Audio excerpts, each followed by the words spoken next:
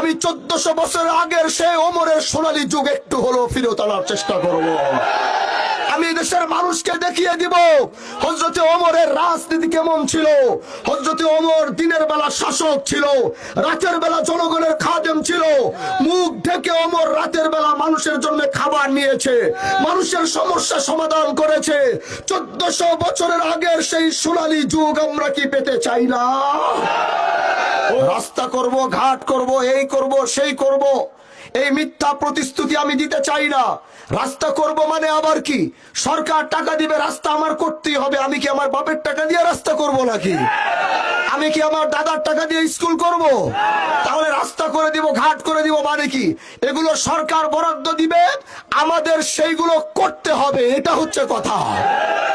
কিন্তু আমি একটি কথা বলেছি, আমি হযরতে ওমরের সেই সোনালী যুগটা একটু আপনাদেরকে দেখাতে চাই। এটা আমার জীবনের একটা শেষ তামান্না।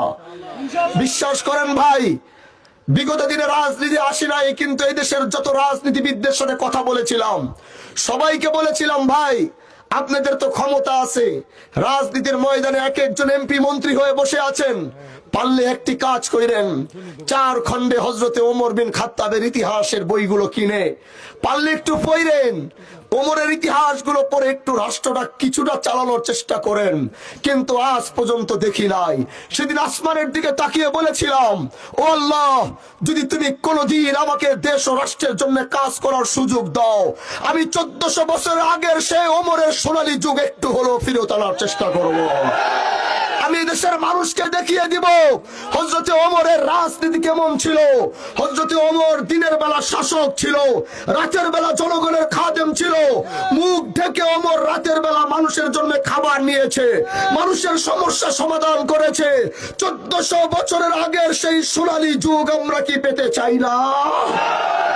ও আমার মা বোনেরা, আপনারা এই দেশে 50% ভোটার।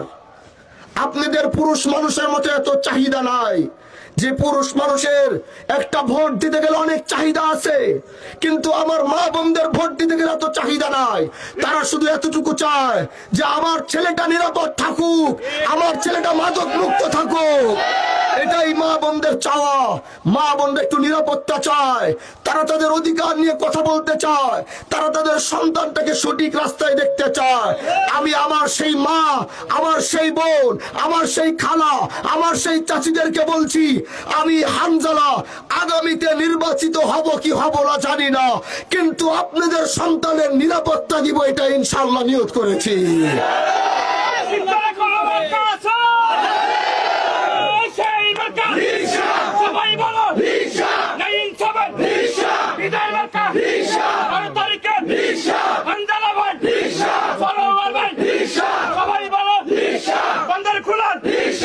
মেরে ভাই ও মা বোনেরা, আপনারা, আপনাদেরকে বলছি, প্রিয় মা আমার, প্রিয় বোন আমার, প্রিয় চাচি আমার, আমি আপনাদেরকে বলছি, হাজী শরিয়তুল্লাহর বংশের সন্তানের কাছে এই দেশ যতটা নিরাপদ, অন্য কারো কাছে এই দেশ এত নিরাপদ নয়।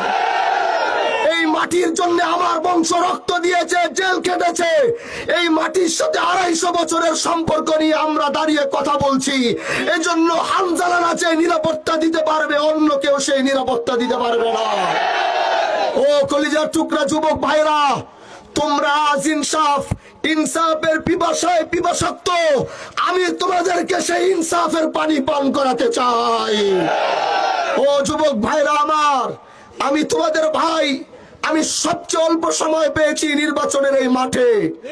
আজ থেকে এক একটা যুবক আগামীর হানজালা হয়ে যাবে, এক একটা যুবক হানজালা হয়ে দরজায় দরজায় ঘুরবে, এক একটা যুবক হানজালা হয়ে মা বোনদের কাছে ভোট চাবে। ইনশাআল্লাহ আমাদের এই বিজয় শুধু হানজালার বিজয় হবে না, আমার এই বিজয় 10 দলীয় জোটের শুধু বিজয় হবে না, আমাদের এই বিজয় ইনসাফের বিজয় হবে।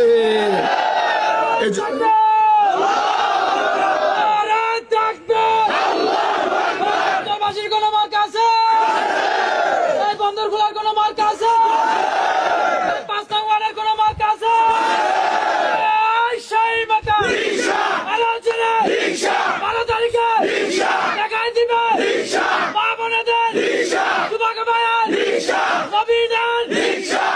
না